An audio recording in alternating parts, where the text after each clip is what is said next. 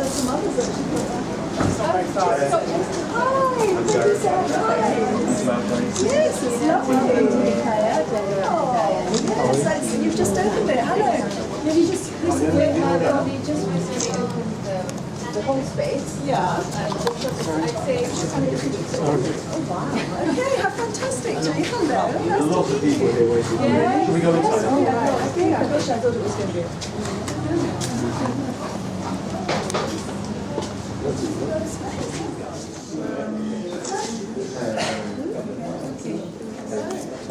Tea. Hello, nice to meet you. Yeah, I just want everyone to meet me there first. Hi, Natasha. nice to meet you, Natasha. This is Melina. This is Farhan. This is Teresa. Quite a live urban and we're Probably upstairs making tea. So that's most of that. So ladies and gentlemen, thank you for coming this afternoon to the new Gerakbudaya bookshop here at Hikayat. On my right is my partner in building this dream of a new space called Hikayat, and it's really, really pleasing and I think entirely appropriate that the first event to take place in the new bookshop is indeed with our guest of honour today, Clare Rewcastle Brown. So please give her a very warm hand.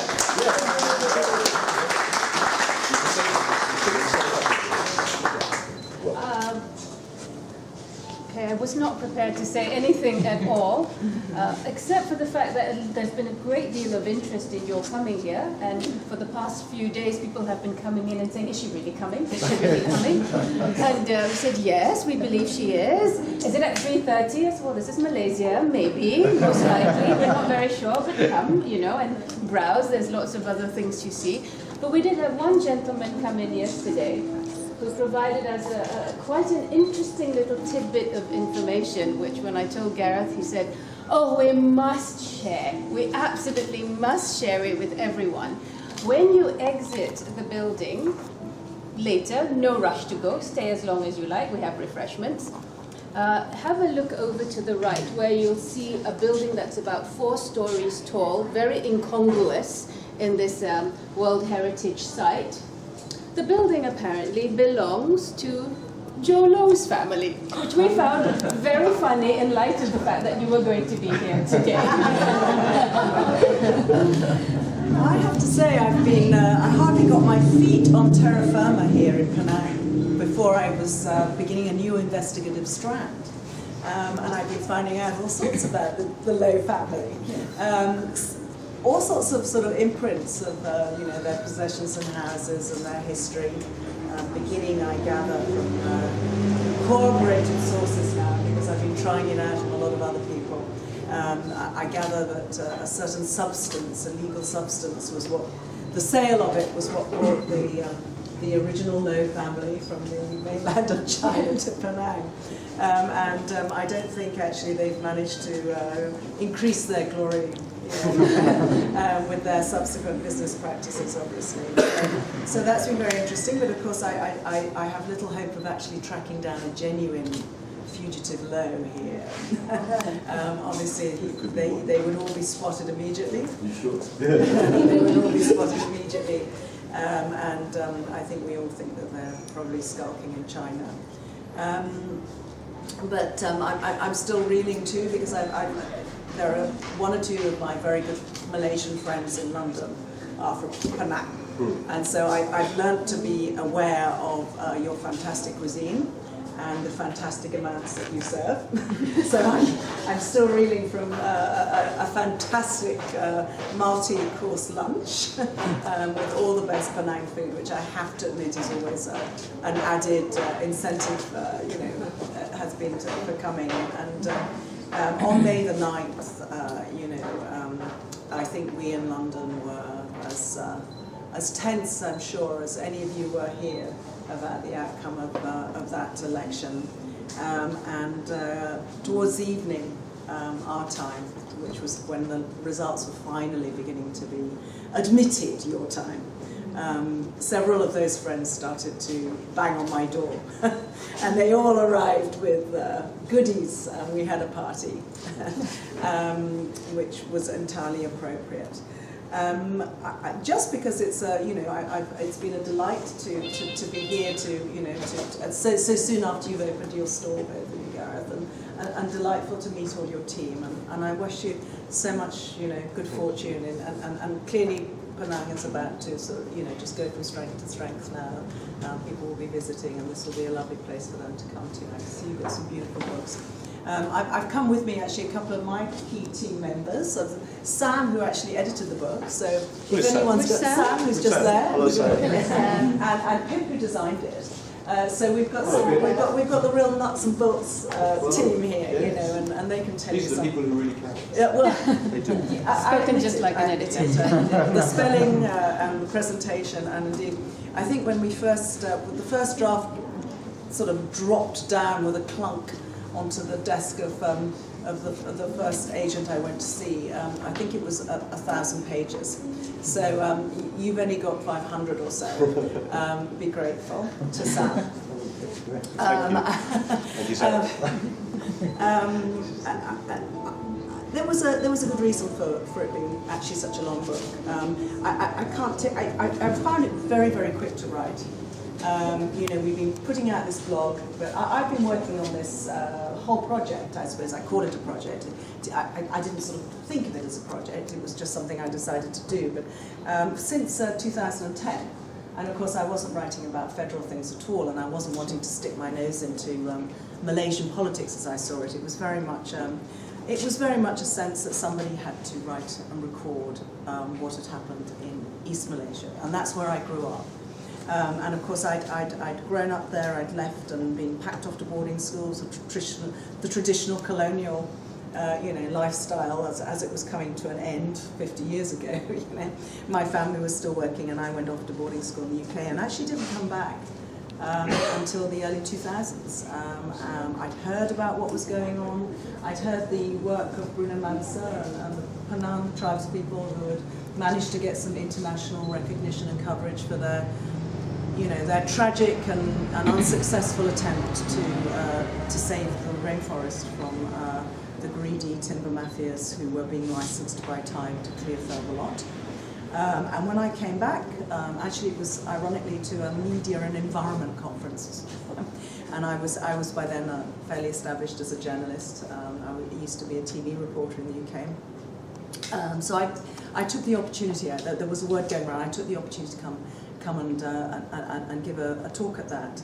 And that was my first really reintroduction to what had happened in Sarawak. And having a very strong memory of flying out aged 8, my parting shot of Borneo in the early 60s had been at this beautiful canopy below me with these colours, and it is where I'd grown up. To come back flying over those palm oil plantations, thousands of square miles after thousands of square miles was very, very disturbing. And very soon I was speaking to local journalists actually who were big. I sort of said, what's going on? Why so much? This could have been done carefully. You could have developed. You could have created a good industry out of oil palm. Why did it have to happen like this?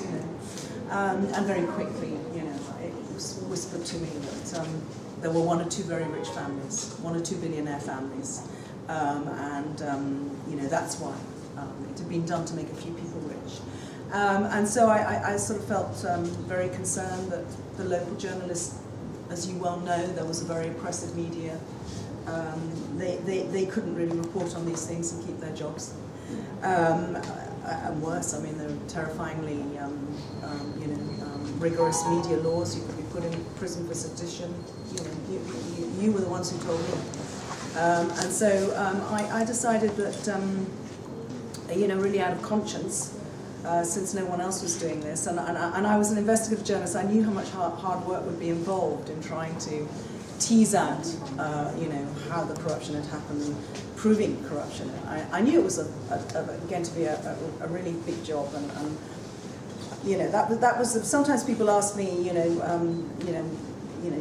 weren't you very brave, and that sort of thing. And I think the bravest thing I did was actually deciding to get involved in this in the first place, and to use this new thing, the internet, to try and reach people in Sarawak. My early attempts, I tried to interest foreign media. I tried to make a few films or get a TV program involved. Their interest wasn't very great. They didn't understand it. They didn't care enough. And I thought, well, why am I bothering? Why am I bothering with getting a 5-minute film on CNN or the BBC? The people who are going to change things in Malaysia are Malaysians, and it's going to depend on whether they care and they're interested and influenced. So I just started up a blog. I had been, by that time, I'd gone and done various filming trips into the interior, and I'd met with some of the indigenous people there, the people who'd lost their lands and who were living in very, very difficult circumstances. They'd obviously had a very, what you would call, primitive existence before, but it was one where they could find food easily, they had their materials easily, the rivers were teeming with life, they had fresh water.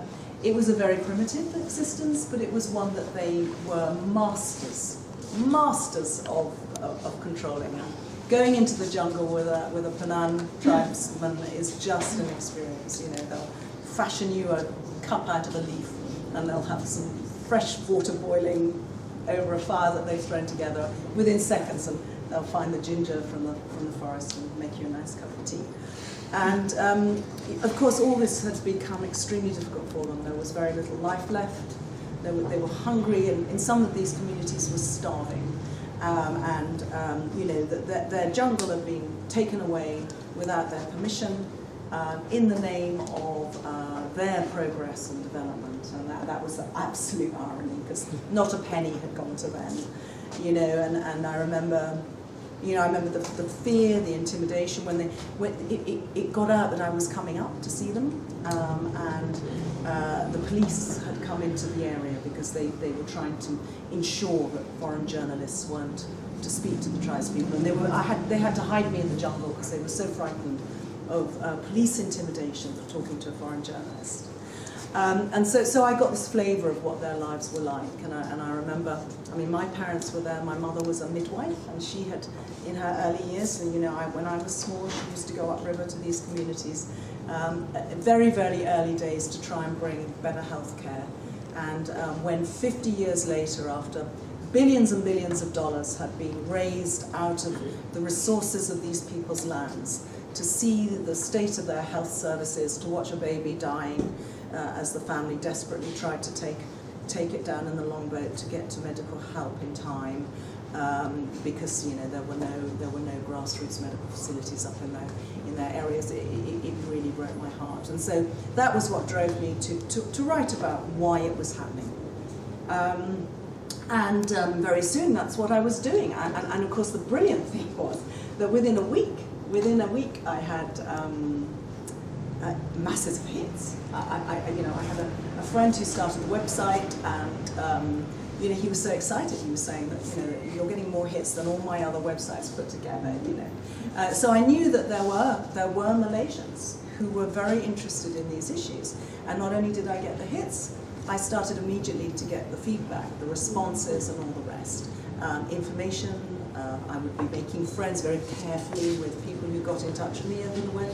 And one of the things that I really want to make absolutely, clear is that this was not something I did on my own. This was something I did with a lot of Malaysian help. I was in a position to be able to write about these things, and so people came to me. And I was a mouthpiece for all of you. So many of you, I got emails, I got people would approach with information, and that was what helped me get the raw material for so much of what I wrote, because very soon I was banned, kicked out. And so then again, that was a very effective way of stopping me being able to get the stories I wanted to. Malaysians, they love to talk. So you let me loose. I thought if I had 1 week in Kuching, I'd have nailed that guy. So they knew that. So they very carefully kept me out, and then came after me. These guys are amongst the richest on the planet. So very soon I was getting very, very aggressive pushback from them. They were hiring Western PR and communications outfits, and you know, and one of the things I've been speaking about is this whole phenomenon of fake news. I experienced here when I first started Sarawak Report right back in 2011, and that's where they were testing. They were testing their wares, their form of manipulation of social media. These US and British companies were selling to regimes like Malaysia, and Najib was a big buyer, and Thai was a big buyer, and there was a big contract out on me worth 15 million over 3 years to destroy my reputation. That was the plan. That's what they thought they could do, and to boost Thais. and there was 84 million, I think, ringgit that went from Najib to the same company, FBC Media, which is actually, was working with Paul Manafort in other parts of the world. So that was just one of the sort of things that sort of give you this, what I very early found out was that this had begun as something, a local-born girl worrying about her, her little bit of turf. That's how it felt to me. Very soon I realized I was talking about an example of a global problem, and it was a global story. And this was a test. This was an example, a case study of a global issue.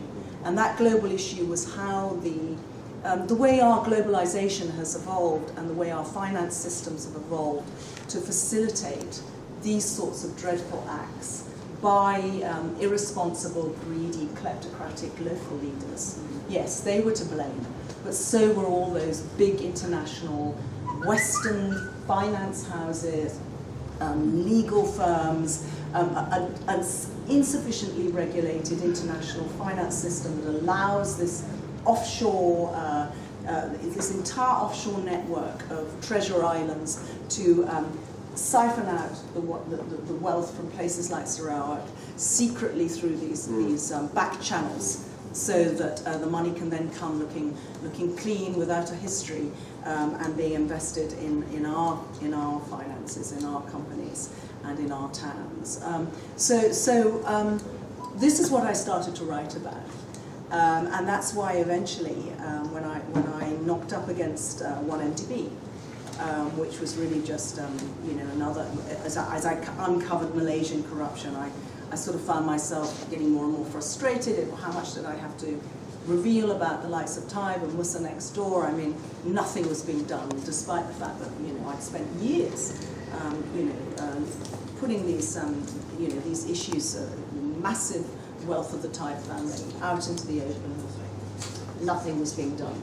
And so I started looking at Najib's corruption and found that very much the same story. I mean, Jolo was exploiting exactly the same systems as the Thai family had. Offshore companies in order to hide stolen wealth, and willing bankers, willing wealth management divisions of Swiss and British and American banks to funnel billions through secretive companies with dodgy names that sound as if they're one big company, where in fact they're just a little shell company based in the Seychelles or Curacao or Panama or some place like that, and then pop up in a Beverly Hills Mansions or a Bombardier jet or a $250 million yacht, a few old masters. it was and. So it was a real adventure for us, and so much of the research you could do just by going back on that internet and watching how these guys were living their lives on Facebook, and say, how interesting that there's this picture of Jolo's best friend standing next to this record-selling, Van Gogh. Let's have a little look further at that. And sure enough, they actually pumped up the price of the international art market. And if you started reading all the, the art market reports, they would say wealthy buyers from Asia have been, inflating the price of, excitingly inflating the price of Van Goghs and Old Masters and, Rothkos this last few months, and you put all two and two together, it's bloody Jolo. Trying to hide his money. Incredible. And another thing they loved putting their money into was fancy sports cars.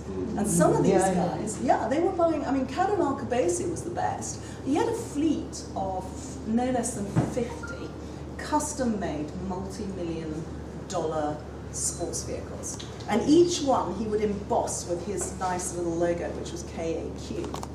And so all the seats and the hubs and all this, it's boy stuff.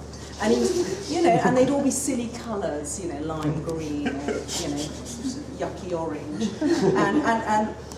And each of them cost millions, and it was a way of hiding their money and showing off at the same time. And I'll end on that little. I'm not here to talk forever, although you probably realised I could talk. I'm happy to answer questions, but I perhaps sort of end on that really. That point that I was about to embark on before I diversed, and I actually forgotten what I was going to say on that point, except to say that it was the ostentation really that did for these guys.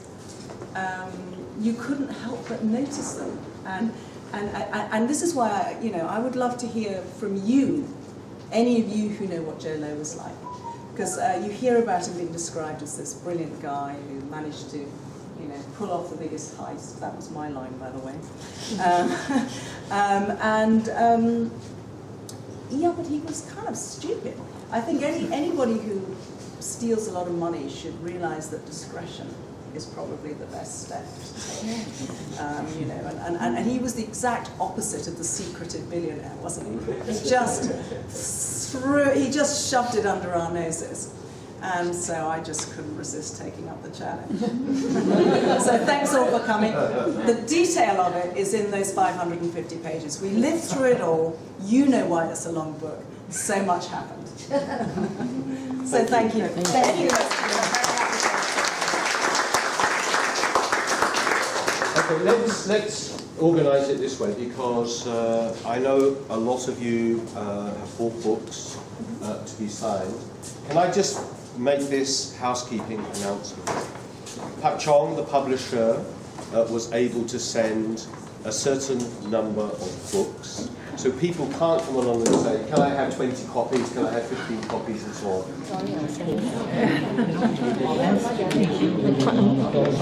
Well, yeah, it came to a pretty tricky time, didn't it? Yes, I would.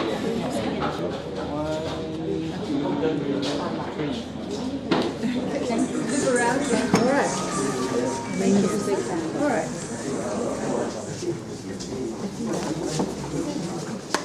Do you like the Zuna cartoon? I'm so pleased with it.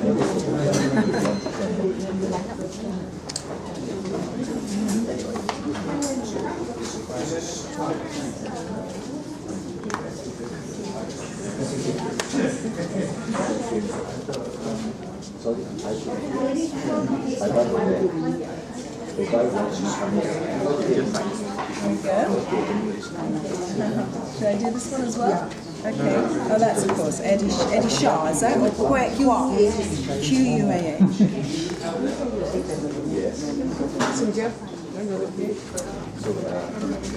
That's my new edition.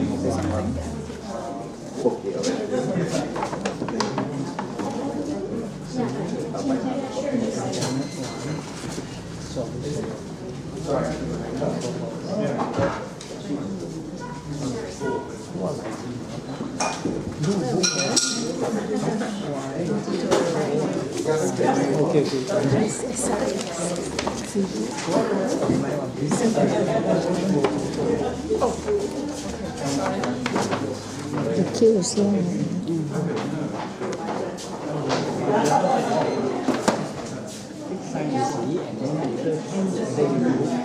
Sorry, should go this way.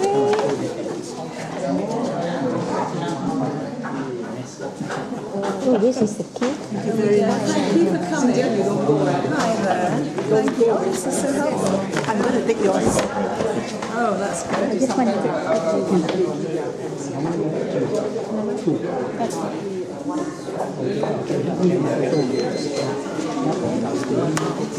Okay. So battery got 4% only. No, using is only. Sorry. No problem. Thank you. Thank you. Very good. Oh my God.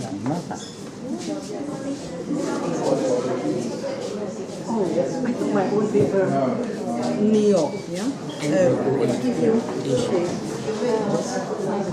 Swan, the bird swan.